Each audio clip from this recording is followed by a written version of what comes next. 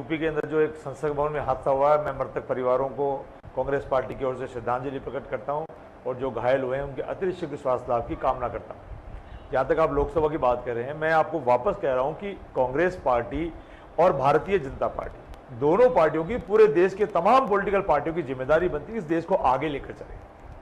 आप देख रहे हैं भारतीय जनता पार्टी भी परेशान है। भारतीय जनता पार्टी का छोटा बड़ा नेता और भारतीय जनता पार्टी की रीढ़ की हड्डी आरएसएस भी परेशान है कि देश पिछले 10 साल में किस दिशा में चला गया।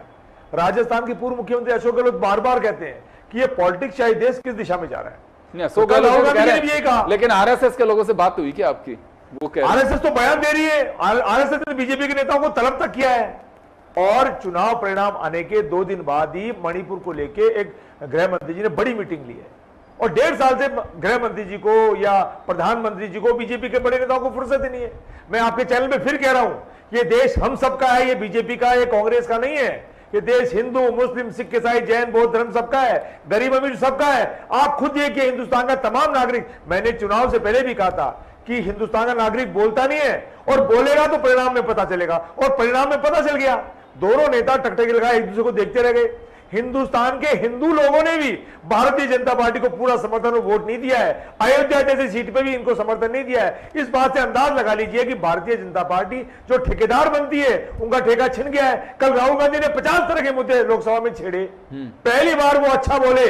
देश के लोग कह रहे हैं हमेशा उनको गलत मान रहे, पहली बार अच्छा बोले। मैं क्या कह रहा हूं, देश के लोग बोलते हैं पहली बार अच्छा बोले, वरना भारतीय जनता पार्टी और देश के लोग जिस तरह से उनके लिए सिनेरियो सेट करके बैठे थे। कल राहुल गांधी ने भारत जोड़ो यात्रा के बाद निकल के आए और उन सब मिथक को तोड़ा।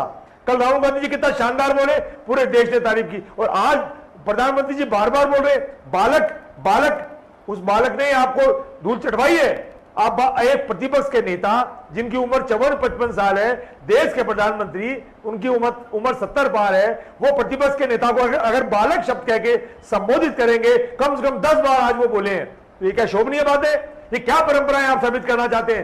राहुल गांधी जी जो बालक जिनको आप कह रहे हैं, उन बालक नहीं, अपने हिंदुस्तान के तमाम पॉलिटिकल पार्टियों को लेकर के भारतीय जनता पार्टी को, उसके गठबंधन को धूल चटवा दी। 2014 में मोदी सरकार, 19 में मोदी सरकार और अब की बार एनडीए सरकार, भारतीय जनता पार्टी को मजबूर कर दिया कि एनडीए बोलो, और एनडीए अगर नहीं बोलोगे तो सत्ता से बाहर रहोगे। उन नेताओं को अगर आप बार बार बालक बोलते हो, गंदे गंदे शब्दों का इस्तेमाल करते हो, पिछले 10 साल से उनकी छवि को किस तरीके से खराब करने का प्रयास किया गया, लेकिन राहुल गांधी कभी नहीं बोले। कभी बंगला छीन रहे हो, कभी पार्टी छीन रहे हो, कभी बैंक छीन रहे हो। कितना तोड़ा गया कांग्रेस पार्टी को, कांग्रेस पार्टी के नेताओं को। 400 बार तो हमारी भी थी, आपकी तो 400 बार आई भी नहीं, आपकी तो आई भी नहीं, खाली जुमलों में बन के रह गई।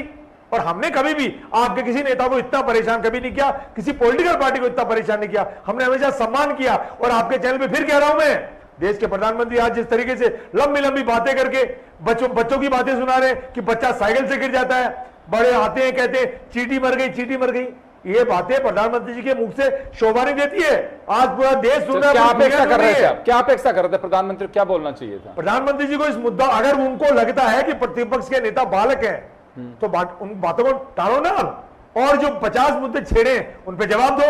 मणिपुर पे जवाब दो, महिला पहलवान पे जवाब दो, किसान पे जवाब दो, बेरोजगारी पे जवाब दो, और सबसे ज्वलंत मुद्दा, जिस मुद्दे ने, जिस नौजवान ने आपको साइड में कर दिया, नीट पे जवाब दो ना। आप बड़ी बड़ी बातें कर रहे थे। बिहार में स्टार्टिंग में कोई वहां के एक नेता के पीए का फोन चला गया कमरा बुक कराने के नाम पे, तब तो भारतीय जनता पार्टी ढोल बजा रही थी। फिर जैसे जैसे आंख आगे किसकी, गुजरात चली गई, महाराष्ट्र चली गई, हरियाणा चली गई, राजस्थान में भी आ गई, अब भारतीय जनता पार्टी के मुंह पे ताला लग गया है। मैं आपके चैनल पे कहता हूं, भारतीय जनता पार्टी की जिम्मेदारी बनती है, देश के प्रधानमंत्री की जिम्मेदारी बनती है, देश के प्रधानमंत्री हमारे हिंदुस्तान के गार्जियन है, युवाओं के गार्जियन है, उनकी जिम्मेदारी बनती है कि राहुल गांधी जी के पीछे पड़ने की बजाय वो हिंदुस्तान में जितने भी लोग नीट कर रहे हैं या नीट के मामले में या पेपर 1 में चीट कर रहे हैं, उनको पकड़े और सलाखों के पीछे भेजे और युवाओं के साथ न्याय करें तो ज्यादा बेहतर होगा।